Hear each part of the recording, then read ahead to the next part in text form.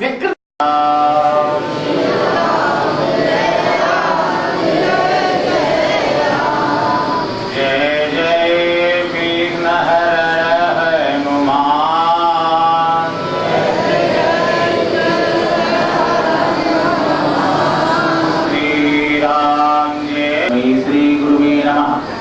अखंडमंडलाकारं व्याप्तं येन चराचरं तत्परं दर्शितं येन तस्मै श्री गुरुवे नमः।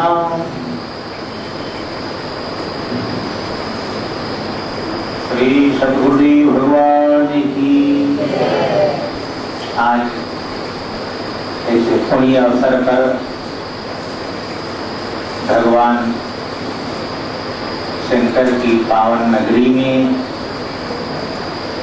पावन भूमि पर, इस मणिकर्णिका घाट पर जो हमारे परम पूज्य सतुआ बाबा का जीवाश्रम है, इस पर प्रत्येक वर्ष भगवती कृपा, भगवत कृपा, भक्तजनों की कृपा से, महाराज की कृपा से आने का सुअवसर प्राप्त होता है।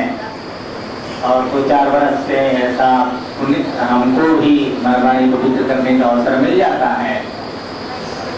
इस साल भी गुरुदेव की कृपा हो ही गई। मैं तो अपना बैठा था कि थोड़ा सुनो विद्वानों का जो है क्या विचार है, क्या मत है। ब्रह्मचारी जी हमको बुला रहे थे, सारा किया उन्होंने, लेकिन हमने कहा नहीं, हमको सुनने में आनंद आएगा। तो सभी गुरुदेव की कृपा है। आइए, बड़े सुंदर विचार आपने दिया हमारे द्विवेदी जी ने। गुरु ब्रह्मा गुरु विष्णु गुरुदेव महेश्वरा गुरु साक्षात् परम ब्रह्म तस्मै श्री गुरुवे नमः।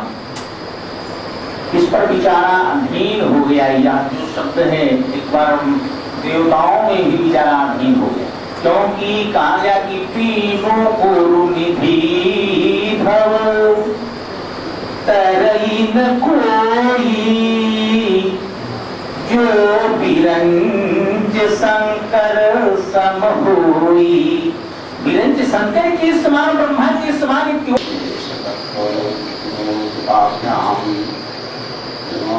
श्री गुरुपादुकाभ्याम ऐंकार वींकार रहस्य युक्तार श्रींकार गुहास महाविद्या ओंकार मर्मो प्रतिबोधुकाभ्याम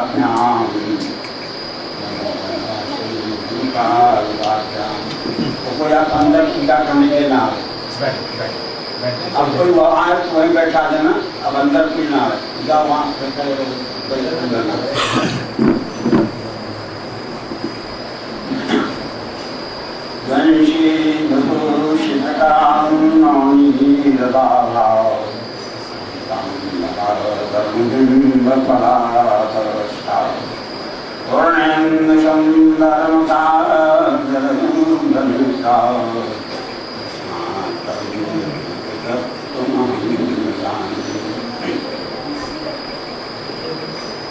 कारण करुण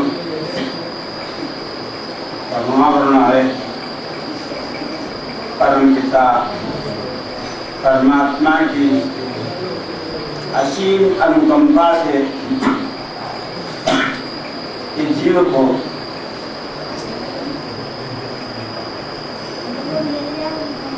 ऐसा शोषण प्राप्त होता है जो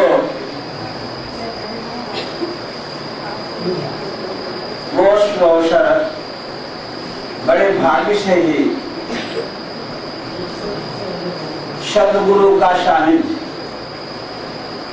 आज हम उस अतीत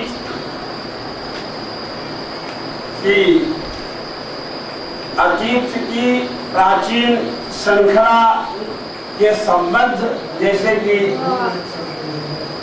पूर्व आप लोगों को वाणी जी बता चुके हैं। इस गुरु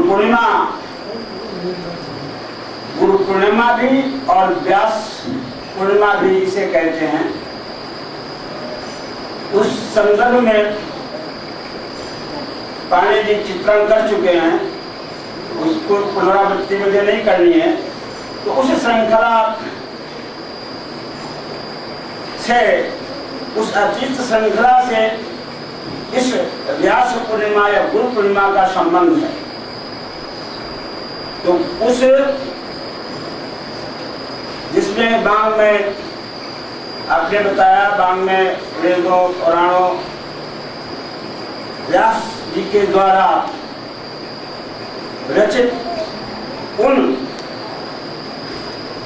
वेदों को विभाजन, पुराणों की रचना, शास्त्र, 4 वेद, 100 शास्त्र, 18 पुराण, वो उन पुराणों के रहस्य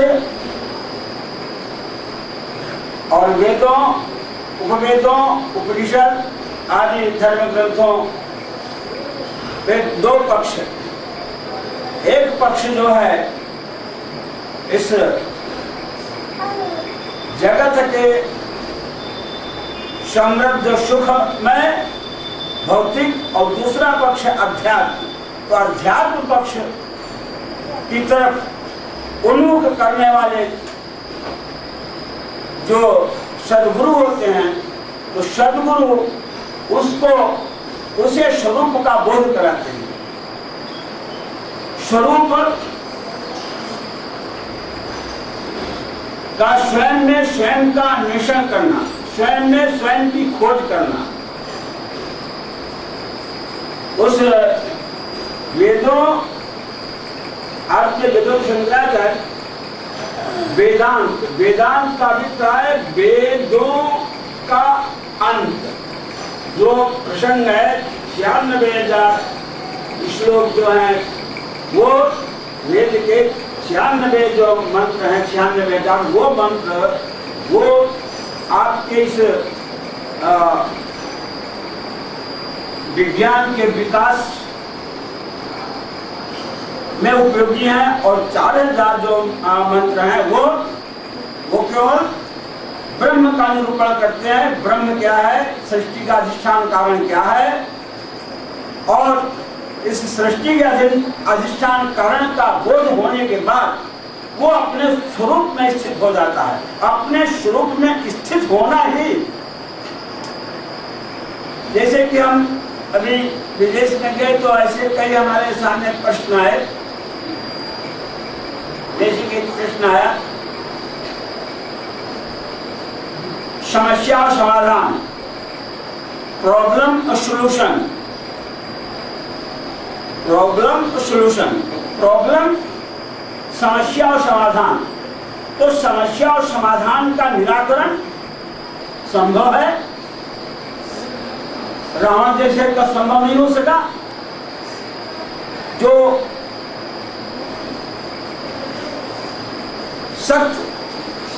सत्य संपन्न था, ज्ञान और विज्ञान,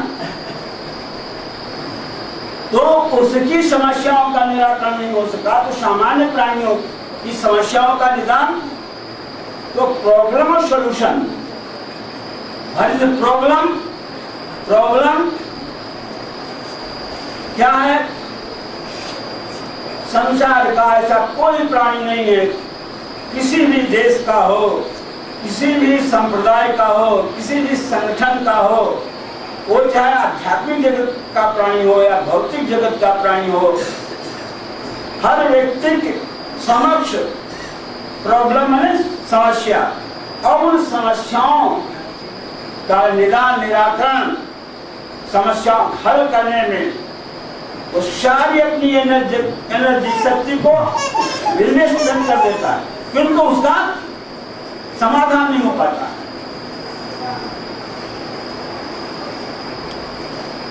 एक वहाँ की बहुत बड़ी चर्च थी कैलिफोर्निया में, उसमें हमको इनवाइट किया गया। वो उन्होंने एक टॉपिक रखा, इसी पर मुझे बोलना था। तो उन्होंने एक टॉपिक दिया कि भाई अन्य का ये जीवन और प्रत्येक प्राणी संसार का, वो किसी भी धर्म का हो, किसी भी देश का हो, किसी वर्ण का हो, किसी संगठन का हो,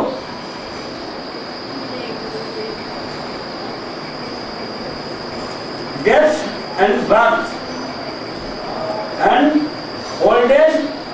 डिजीज, इससे कोई प्राणी मुक्त नहीं। और ये समस्या और समाधान, वो व्यवहारिक जगत में ऐसा कोई प्राणी नहीं है, और व्यवहारिक जगत में नहीं, आध्यात्मिक जगत में हम लोगों के सामने भी समस्या है। हम चूंकि मठाधारी हैं, समस्या जो मठाधारी रहित हैं, जो जंगल में हैं, जो हिमालय में तप कर रहे हैं, गुफाओं में सैकड़ों वर्ष से तपलीन है, उनके सामने जो समस्या है, प्रॉब्लम, उनके प्रॉब्लम क्या है, उनकी खोज क्या है, मैं कौन हूं, कहां से आया हूं, क्या कर रहा हूं, और सृष्टि का कारण क्या है, वो उनकी खोज, उनकी सामने समस्या है, उनकी भी समस्या है। उनकी समस्या वो शाश्वत परमानंद आनंद सभी प्राणी चाहते हैं। संसार का ऐसा कोई प्राणी नहीं है जो आनंद की इच्छा न रखता हो, इच्छा न रखता हो। किंतु संत जो है वो कौन सा सुख, जिस सुख के बाद दुख आवे ही नहीं। और संसारी प्राणी सुख ने संग न सदा निभाया, और दुख में आकर ठहर न पाया। सुख दुख, इस सुख दुख में सांसारिक सुखों की अपेक्षा करके तो स्वाभाविक है, सुख और दुख एक दूसरे पूरक है, तो आएगा ही। तो वो चाहते हैं, जो हम लोग चाहते हैं, संत लोग चाहते हैं, जो वहां हिमालय में वर्षों से तप कर रहे हैं, उनके सामने भी समस्या है। उनका भी समस्या का निराकरण जब तक वो स्वयं में स्वयं का अन्वेषण नहीं कर लेंगे, तब तक उनकी समस्या बनी रहेगी। तो स्वयं में स्वयं का अन्वेषण करना, स्वयं में स्वयं की खोज करना, ये उनकी समस्या है। और वो समस्या का जब वो कर्म का नहीं, और इसलिए हमारे यहाँ 7 बजे कार्यक्रम रखा जाता रात में। तो प्रतिवर्ष गुरु पूर्णिमा को 7 बजे शाम को प्रोग्राम रखता था, दिन भर पूजा चलती रहती है। तो बोलने वाले को विक्षेप होता है, जब सामने कोई आता है तो विक्षेप होता है, हमारा ध्यान बढ़ जाता है, तो वो लिंक जो है हमारा वहाँ डिस्कनेक्ट हो जाता है। इसलिए वहाँ तो वहीं बैठा हो और हम समापन कर ले, उसके बाद अंदर आने। तो हाँ, हम संदर्भ था, तो उस समस्या और समाधान और आदान और प्रदान, ये 4 वस्तुओं से ही 4 जो ये हमारे प्रॉब्लम है, हमारी समस्याएं हैं 4, आदान और प्रदान और समस्या और समाधान। प्रत्येक मानव मात्र में ये चीजें विद्यमान है। तो उनका निराकरण कैसे संभव है? तो निराकरण संभव है, किंतु बड़ा कठिन है। और वो आज जो ये व्यास पूर्णिमा मनाई जा रही है, वो वेद व्यास नहीं, वेद व्यास पूर्णिमा गुरु पूर्णिमा के नाम से, जहाँ जिस प्रसंग में, जिस उपलक्ष्य में, जिस संदर्भ में आप सब यहाँ एकत्रित हैं, उन्होंने उसका सॉल्यूशन, निदान, समस्याओं का, प्रॉब्लम का निदान उन्होंने बताया है।